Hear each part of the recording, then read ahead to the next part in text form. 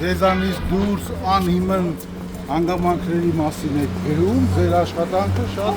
լավ եք կատարում, մնացականյան չեմ ես։ Հաստատներ կներկայացնեք, պարոն Մարտիրոսյան։ Ձեր մասին էլ են նույնը ասում, ճիշտ է, պարոն Մարտիրոսյան։ Պարոն Մարտիրոսյան, ձեզ էլ են մեղադրում անբարեխիղճ աշխատանքի մեջ, ճիշտ են ասում։ Եթե ոչ փաստարկեք լրագրողները ինչ են արել, որը սխալ է։ Ուղղակի հայտարարություններ անելու Պարոն Մարտիրոսյան, ինչպես է օրինակ գրել են, որ օրինակ Շանթ Հարությունյանի որդուն դատավորը գտել է, որ պետքա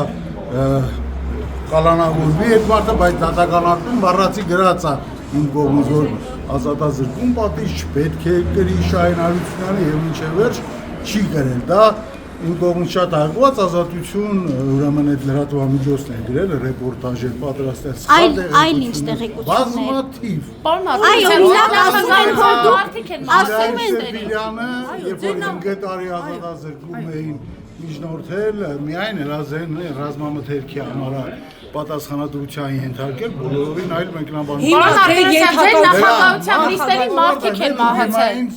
Խանգարում եք չեք։ Ուզում եմ այդ խասին անդրադառնալ, որ մարդիկ են մահացել ձեր նախագահող նիստերին։ Մարդիկ ընդհանրապես աշխարհում մահանում են, մենք դասընթաց ենք ունենում։ Մեկ դեպք եղել է։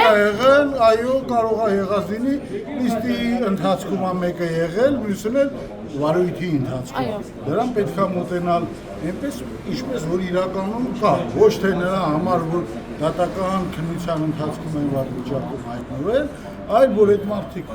վատարողջեն են պատժվել եւ Հիմա պարոն Մարտիրոսյան,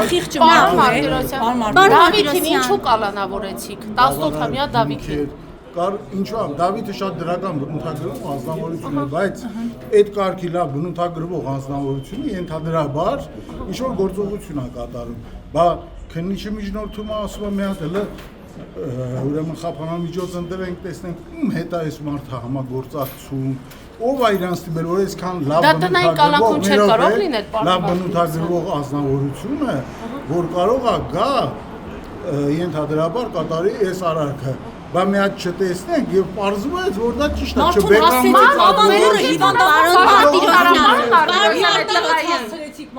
Վերակենդանացման բաժանում ինչ